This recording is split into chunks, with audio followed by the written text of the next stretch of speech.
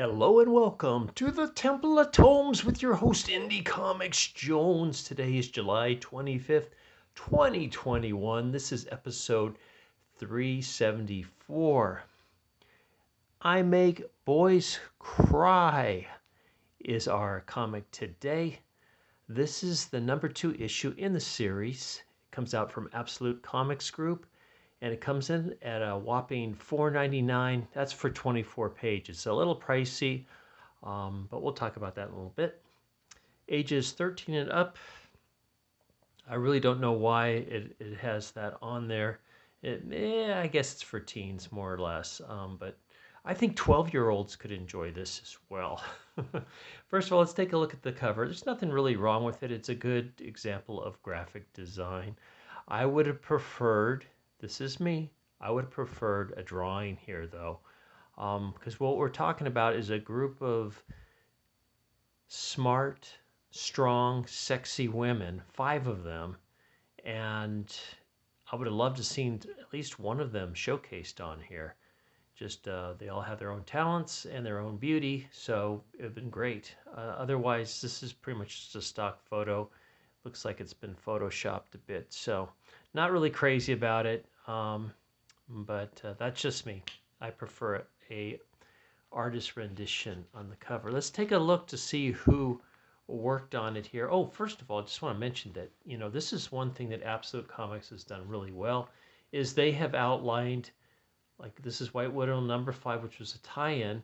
They give you a little bit about White Widow, and so if you haven't seen it in a while, you can get right back up to speed. They also give you a little synopsis of I Make Boys Cry number 1, and that's good as well because it's been a lot of months between the 2 issues, so this is nice that they give you a little roundup.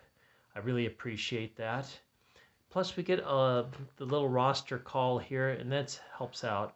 Each one of the girls has a special name that's kind of indicative of what they do or their specialty is. Now, they're a secret group called I think they're the Alpha Squad, and this is called Hunt for the Huntress on this issue. Let's talk about who worked on this real quick. It's a little hard for me to see, so hang on here. James Tyndall is the creator and designer.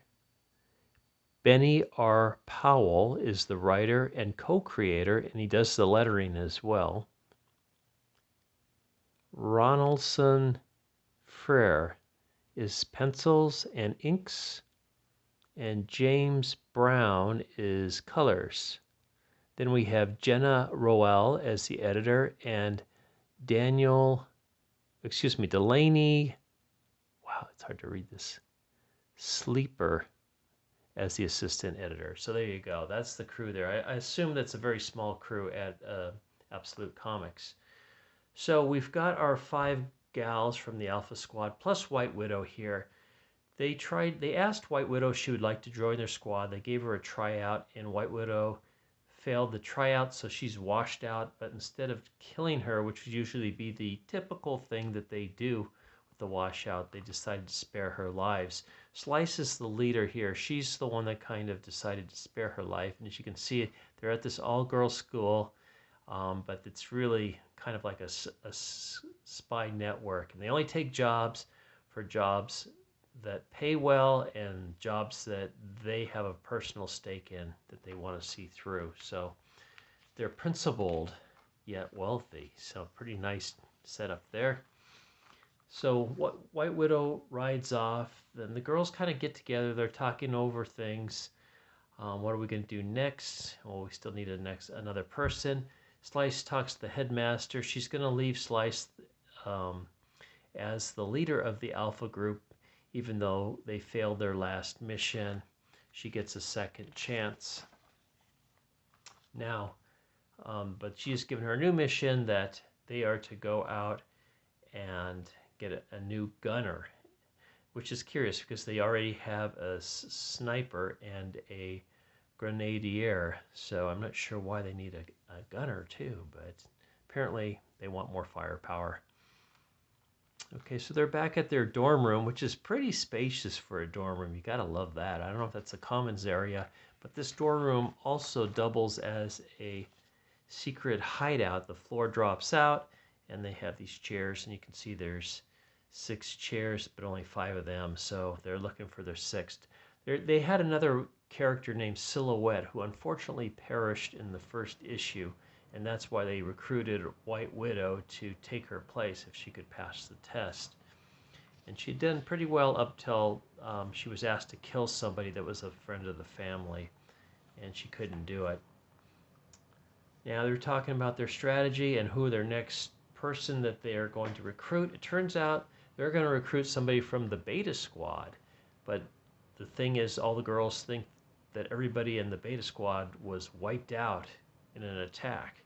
Well, it turns out the one they call the Huntress, or perhaps Cazadora, that's kind of her nickname, also known as Moreno Cabela, actually survived, and she was taken hostage. So they are out to set the hostage free and see if they can get her to join the Alpha Squad here. They also go by IMBC,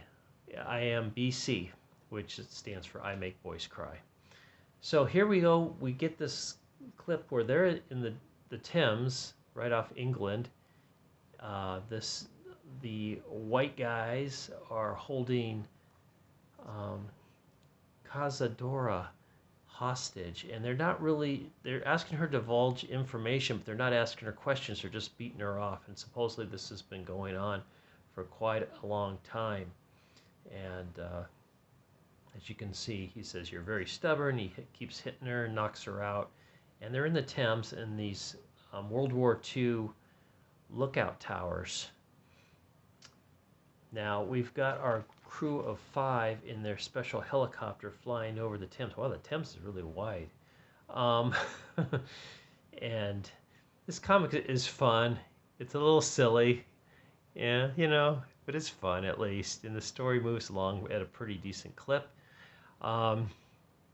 So they're moving across. They decide that they're going to pick the right tower to land on, the one that's not occupied, and then they're going to move in on the one that has the hostage. But one of them's kind of got like a sense that something's wrong, and the other one says, well, we're going to keep going on with it. So they've got the Tantrum, the Grenadier. She's going to go and land underneath one of the pods and set some charges to kind of create a diversion. They're going to knock out the one tower that's the weakest of the link here, the one that should fall the easiest, while Slice and Aether, and Aether has invisibility qualities. Slice is more like kind of a ninja. So we see them crawling up the side of the towers there. They're trying to sneak on. They're going to try to free Cazadora. So they land. One of the guards happens to wander out. You can see there's Slice hiding underneath. So it's a lot of nice little art here. Just a fun comic. I mean, just a lot of good action, and it makes sense. It's not like they're missing steps here, so I like that as well. The story's pretty interesting and entertaining. And so they knock out one of the towers. It turns out the hostage happens to be in that tower, so she's in trouble. They don't know this at the time, as you can see them flip into another tower here. And as they break into the room that they think Cazadora is in, they come to grips with more white males. And so that's like the biggest threat in the world. So they're going to take them on. This is kind of a cliffhanger, obviously, as we see Cazadora going down, and Slice is second-guessing her, overriding one of the other members' gut feeling that there's something wrong, that feels like a trap. So it is a trap. So we'll see how it comes out in the next issue. I don't know when it's coming out. They have it here. Let's see if it lists it here. There's not really... Oh, August, next month. So good. We get the 3rd issue in August next month. So look forward to that if you're into this. And you can see some of the other covers that they have for here. as well. So, and there's our other comics from Absolute Comics Group. The absolute best comics are here. So it's kind of like it seems to me like a Zenescope type label, but with original characters, where Zenescope typically takes a established character and then gives them kind of their own spin on them.